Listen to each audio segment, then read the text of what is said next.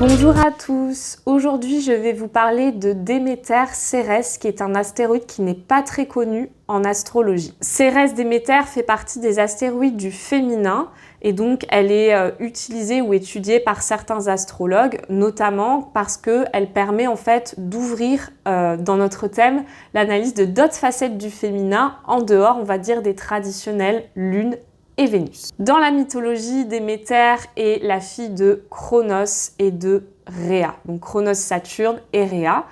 Et du coup, Déméter va être en fait la déesse des moissons, de l'agriculture et de la terre fertile en fait, qui est féconde, qui va porter des fruits et qui va permettre de nourrir l'humanité.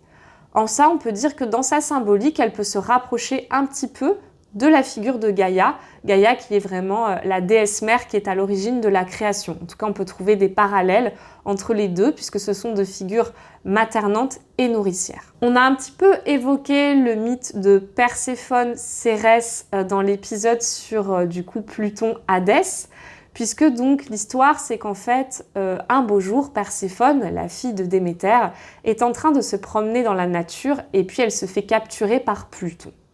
Et là, c'est le drame, parce qu'en fait, Déméter ne trouve plus sa fille nulle part et elle entretient en fait avec elle une relation extrêmement fusionnelle. Donc elle est complètement désespérée en fait de ne pas savoir où sa fille est passée. Donc elle va errer comme ça plusieurs jours et elle va se laisser en fait mourir de faim. Elle est tellement en colère et triste d'avoir perdu sa fille qu'en fait elle va déclarer la famine sur Terre. Donc là, bien sûr, il est temps d'intervenir. Donc Zeus envoie Hermès, le dieu messager. Le problème, c'est que donc Perséphone a mangé une grenade en fait et ne peut plus remonter à la surface de la Terre. Donc Zeus va envoyer du coup le dieu messager Hermès, qui a fait l'objet du premier épisode des mercredis mythologiques, pour du coup engager une négociation en fait entre Pluton et Déméter pour trouver un terrain d'entente. Donc il sera décrété que, à l'issue de cette négociation, Perséphone, la fille de Déméter, passera 6 mois à la surface de la Terre et 6 mois dans les enfers avec son mari. Du coup, ça souligne vraiment bien les deux facettes de Perséphone, puisque lorsqu'elle est sous terre, eh bien, c'est une femme en fait, c'est une femme sexuée qui est aux côtés de son compagnon de vie, et quand elle est à la surface de la Terre, c'est la fille de Déméter. Et en fait, Perséphone montre aussi l'alternance des saisons, puisqu'en fait, pendant les 6 mois cultivables, en fait, qui vont être plus ou moins la période du printemps-été, Perséphone est à la surface de la Terre avec sa mère, et le reste du temps, donc automne-hiver, Perséphone, du coup, va redescendre dans les enfers pour hiberner. Et du coup, c'est parce que Perséphone redescend dans les enfers que l'hiver peut avoir lieu et qu'un processus de mort-renaissance peut se passer, peut avoir le temps de se passer sous terre avant que la vie revienne au printemps à la surface de la Terre. Donc c'est vraiment lié à cette symbolique des cycles mort-renaissance et des saisons. Alors finalement, cette histoire, elle est passionnante puisqu'il aura fallu que Pluton capture sa fille pour que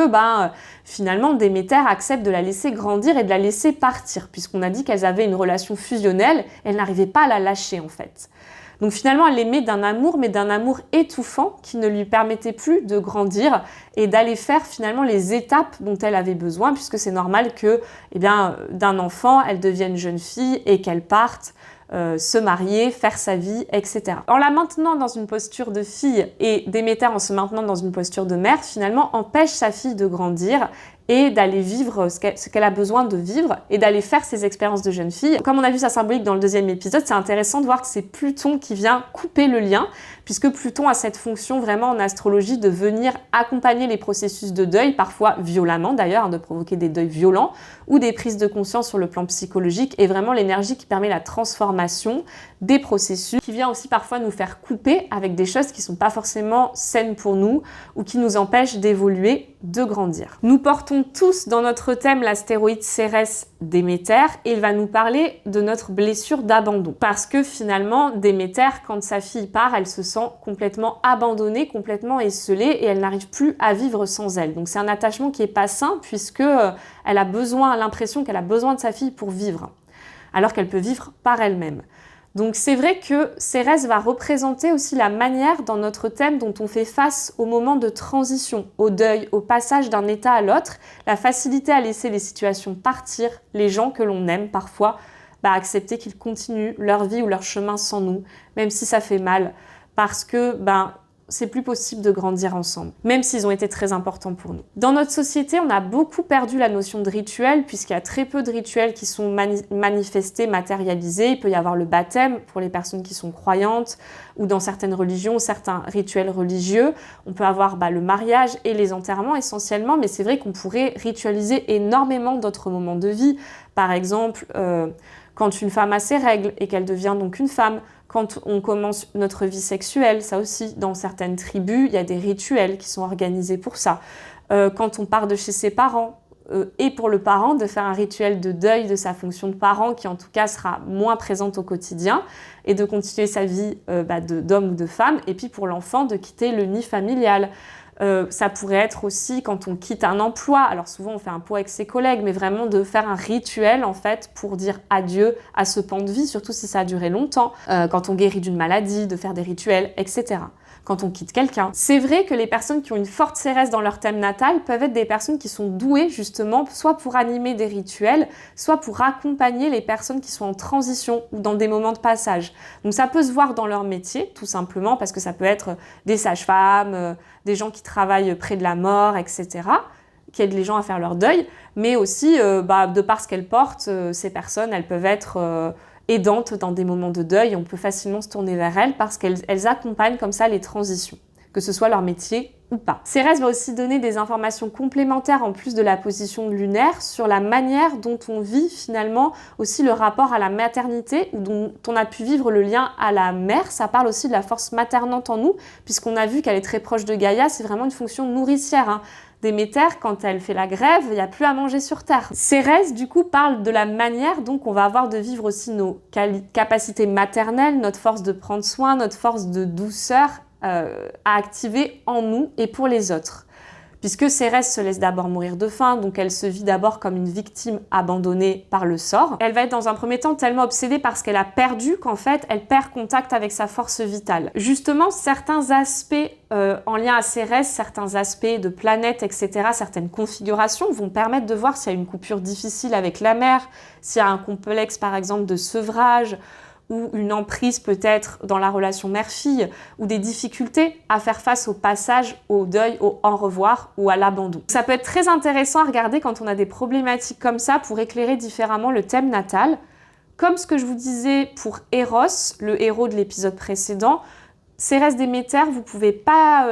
trouver le positionnement de cet astéroïde sur des sites comme Astraudience ou Astrothème à ma connaissance, mais par contre je vais vous mettre un lien sous la vidéo en bio qui permet d'aller chercher les astéroïdes relationnels et les éditer sur votre thème natal. Ce que je voulais vous dire aussi qui est assez dingue, c'est que je tourne cette vidéo, c'est celle qui m'est venue alors que j'étais dans le train, j'allais voir des amis et en fait, pendant que j'allais voir ces amis, on s'est dit « Ah mais dans l'énergie, il y a un truc bizarre en ce moment » et effectivement, elles se reconnaîtront si elles regardent la vidéo, et je tourne cette vidéo au moment où il y a une triple conjonction Pluton-Vénus-Mars,